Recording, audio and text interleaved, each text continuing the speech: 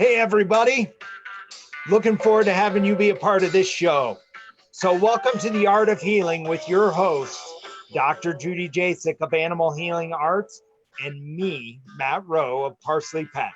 During our show, we are talking about your pet's health, raw feeding, and alternative treatments for cancer, unexplained illnesses, and supporting your pet's natural ability to heal.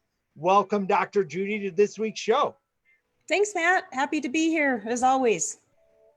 Yeah, it's this one I'm excited about. Well, heck, I'm excited about all of them, but this one in particular, because we are going to actually start talking about why you feed your dogs raw.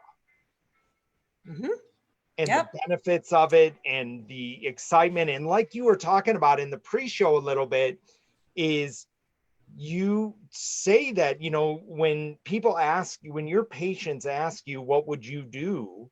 You say, I would feed them raw, because that's what you do for your own dogs. So let's go back in history a little bit. How did you get started or introduced into this raw feeding movement? And basically, it's not even a movement, it is the propensity to allow your dog to heal and allow your dog to live a better life by feeding it the way it is supposed to be fed. Right. Well, I was trained, like all veterinarians are, to, recommend to clients these prescription diets. Hills was the biggest one when I was in school. Now there's others out there.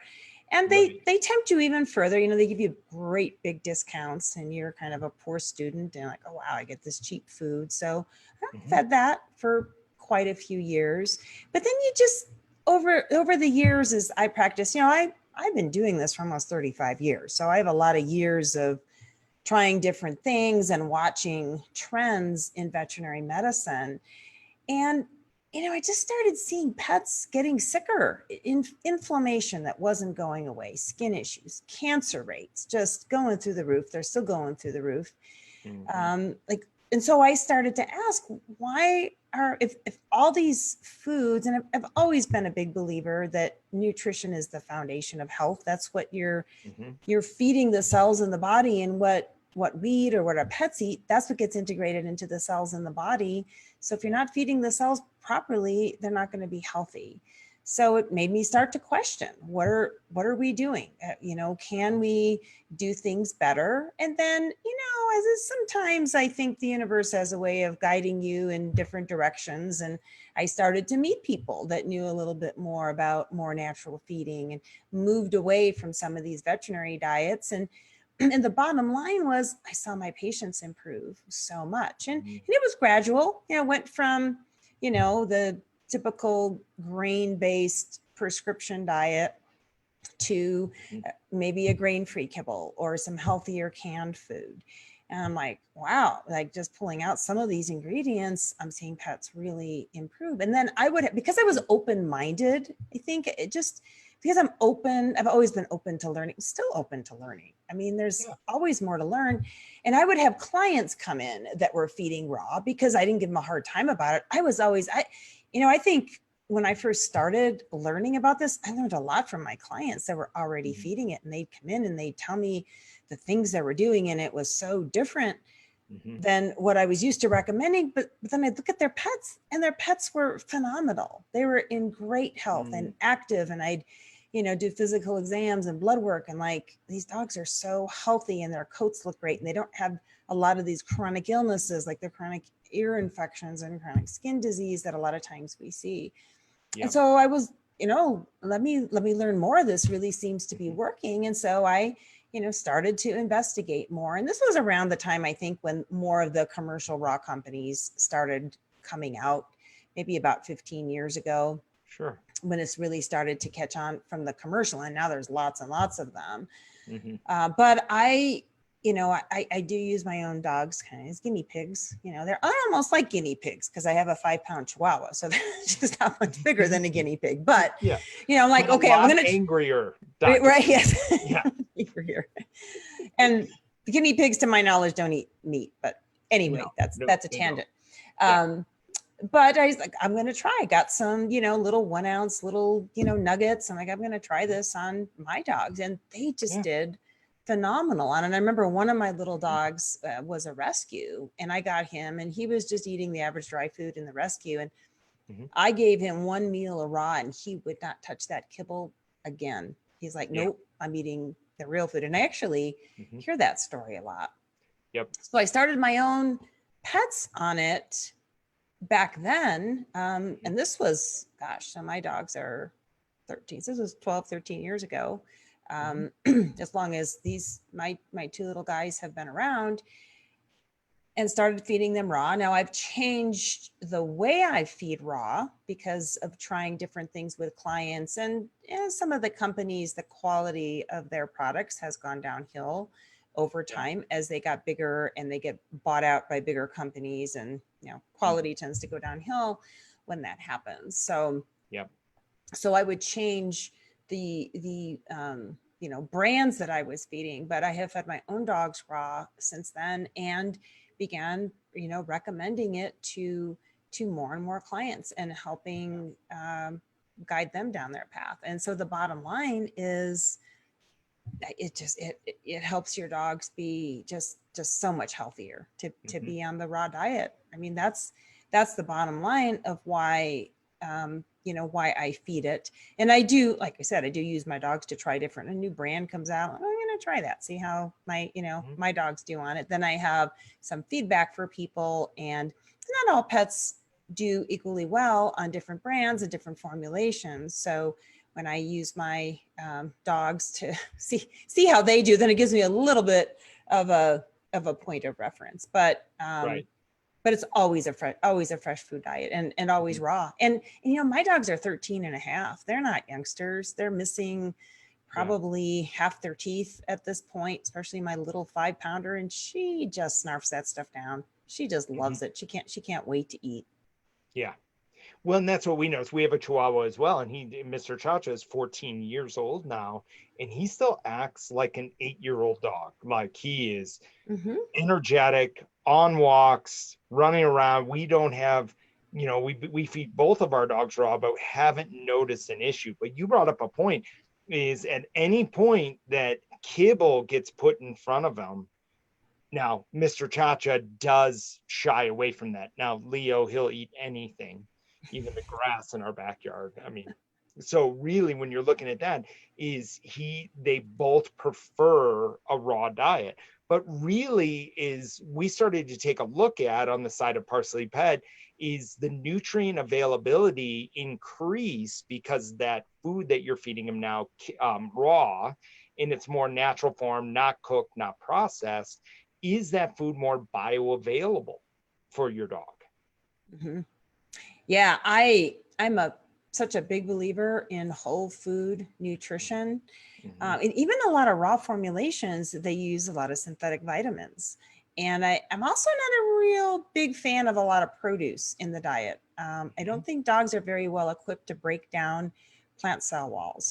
So giving a little bit of, plant material, dog loves broccoli, give them a little something for a snack, I think that's fine.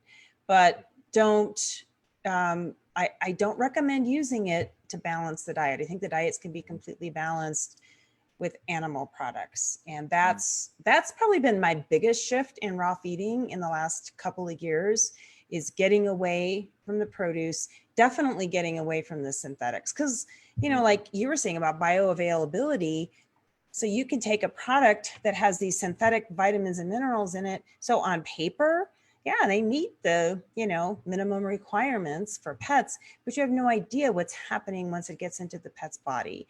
When we feed whole foods, that nutrition has a much better chance of being assimilated into the body, into the cells in the body, because that's the form that Mother Nature intended it.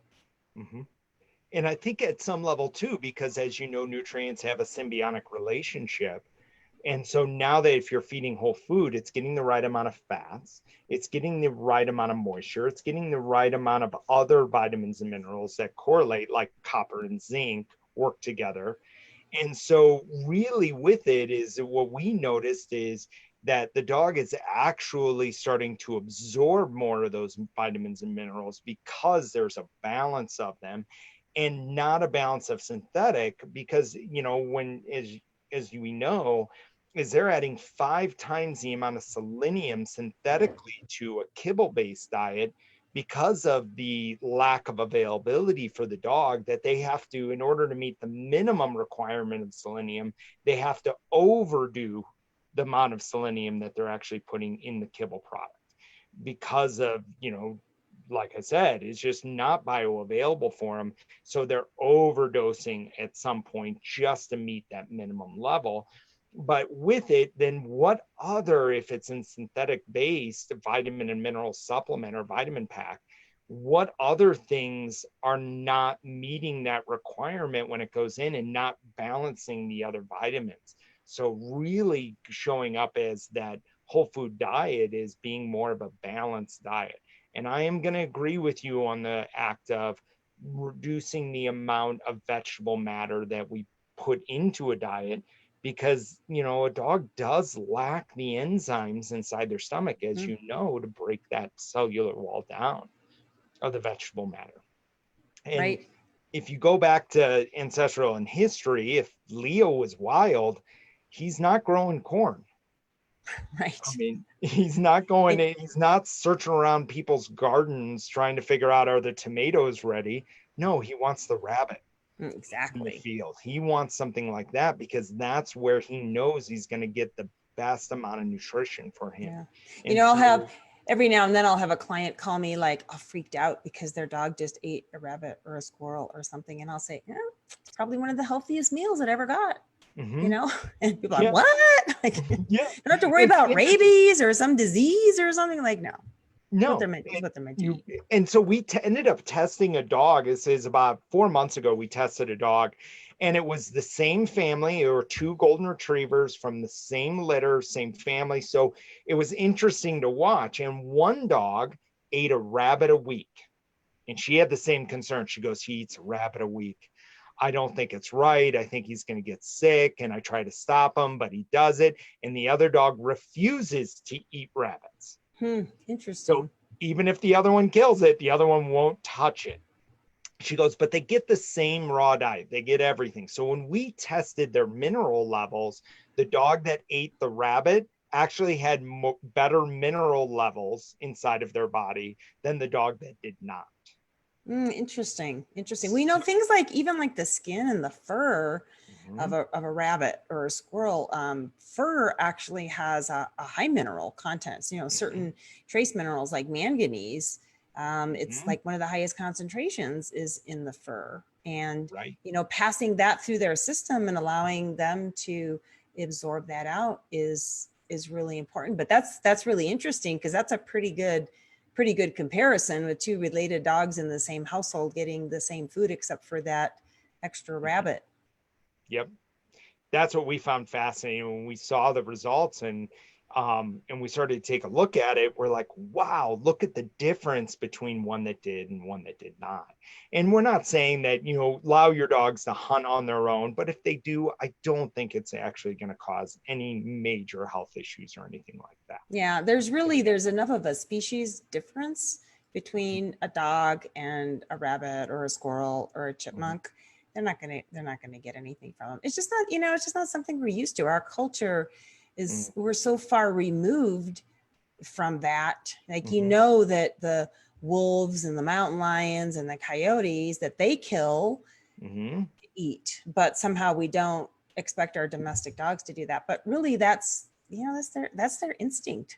That's really what they're meant to do, and that's what they're meant to eat.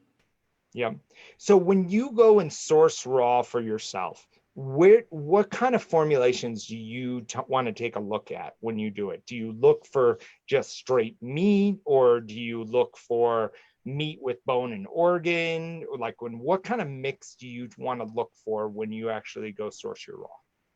Yeah, so I think balance is super important. And I have seen some poorly designed raw diets. So, you know, you do have to be really careful Sometimes, people try to put things together on their own and don't have a good understanding of appropriate balance. And you can do more harm than good Yes. if you're doing that. So yes, I like the blends. I don't I don't have the time to go running around town, sourcing all these different ingredients. So I buy pre-made blends, and it's a combination of muscle meat, bone, and organ meat. And there's sort of a standard formulation they call the 80-10-10 blend. That's 80% muscle meat, 10% bone, 10% organ.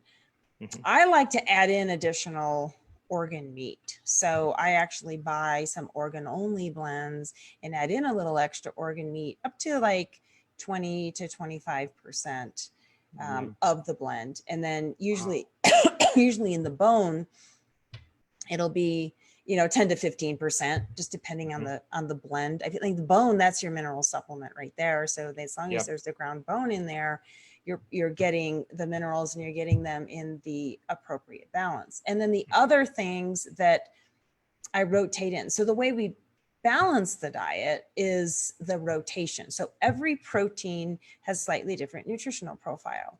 So your beef is going to be a little different than your poultry. It's going to be different than duck, different than pork. And the more variety you get in, you're going to get all these different nutrient profiles, and you're going to round out the nutrition. So I look at, what's your balance over a week? I don't look at micromanaging the nutrients in each meal. And so every week I'll rotate through different proteins. I add in that little bit of extra organ meat. I'll add in some fish. And I do recommend whole fish as opposed to fish oils, but I think there's a lot of nutrient value in fish. So I like to add in some fish, add in some tripe.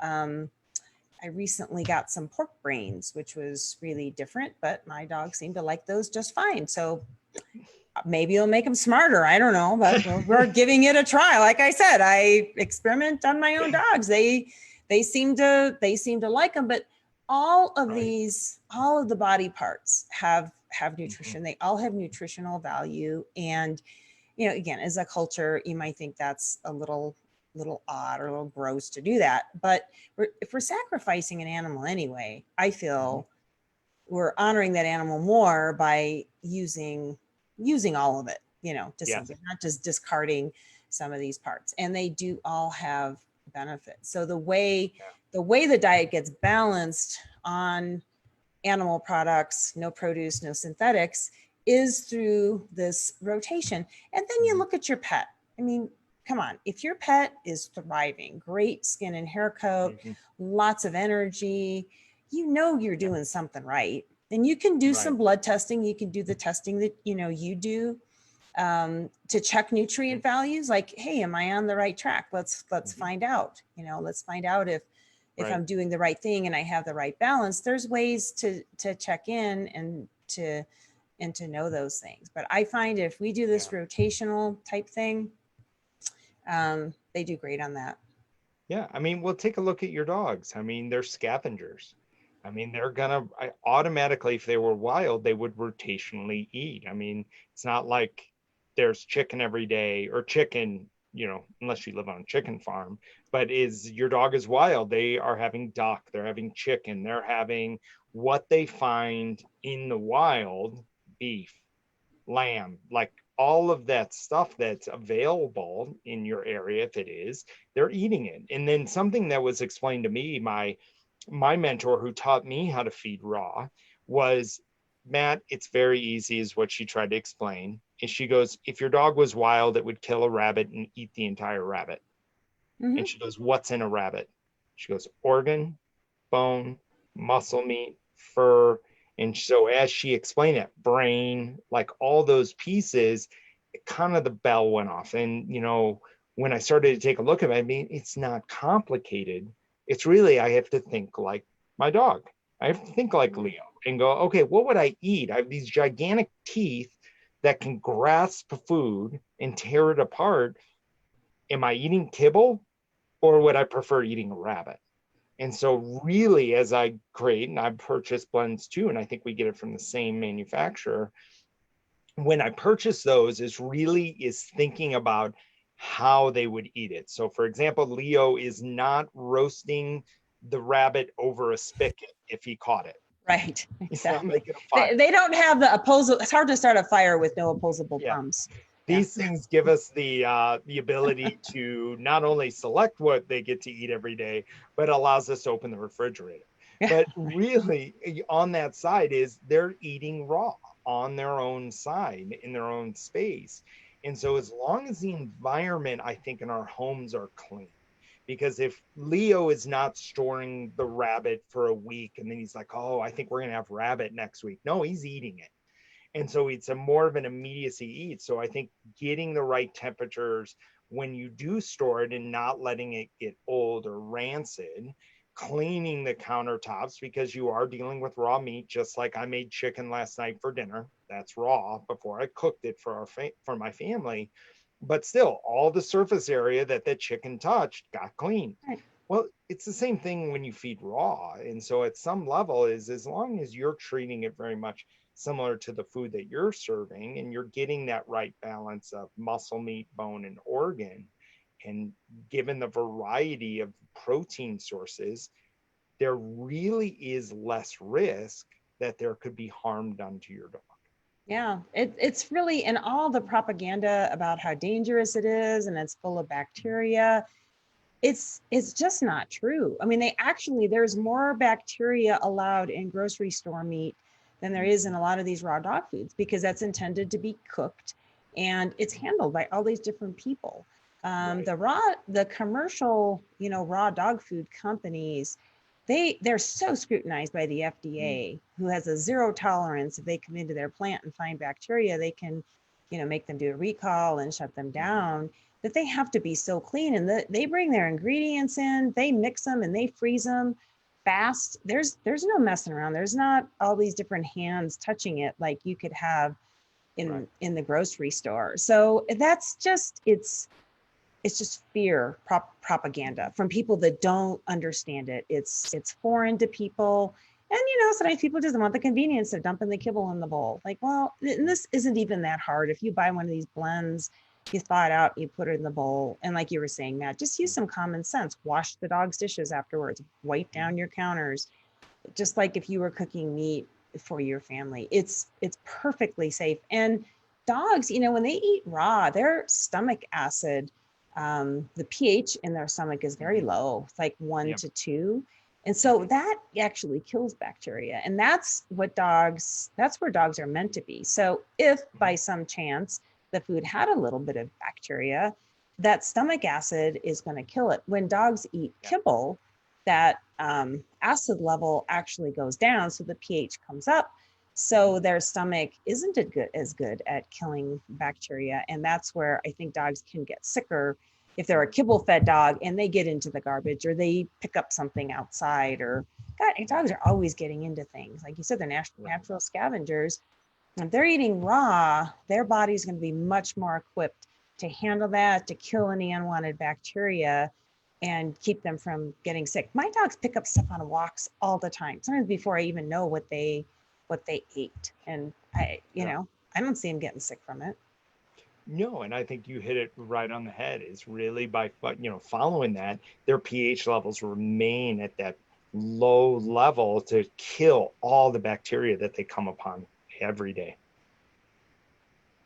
Yeah, so, yeah, it's definitely the best way to feed. And if you're interested and you're just unfamiliar, then get some support. We do nutritional counseling. Matt does nutritional counseling. Talk to somebody that has some background in it. Mm-hmm. And I think we can pretty quickly help alleviate your fears about it and show you that it's not hard. It's just different and unfamiliar. Exactly. So if they were going to get that nutritional support from you, what is the best way they can get a hold of you, Dr. Judy? Well, my business is Animal Healing Arts. My website is ahavet.com. My email is info@ahavet.com. And my phone number is 720-515-2421. And I highly recommend that you reach out to Dr. Judy. She will be that support that you're looking for. That's really as you're trying to do the best for your pet to improve their health. And you can always reach out to us at ParsleyPet.com, and you can actually have the nutritional blueprint conducted on your dog. It's a non-invasive test. It's a hair tissue mineral analysis test. But what we can test for is the 48 different nutrients inside your dog at a cellular level, because we want to see how your dog is absorbing the nutrients that it's eating, and really making sure that you are feeding that balanced diet and they're receiving all the nutrition that they need, and it brings that peace of mind that you're looking for. So you can always reach out to us, ParsleyPet.com, and take next steps on a nutritional blueprint. So thank you, Dr. Judy, for having this great conversation today about raw feeding. Yeah, thanks, Matt. Always happy to be here, and I love the opportunity to help educate people and help pets live healthier lives. That's what it's all about. Amen. So enjoy your day. I hope everybody has an incredible day today. Okay, bye everybody.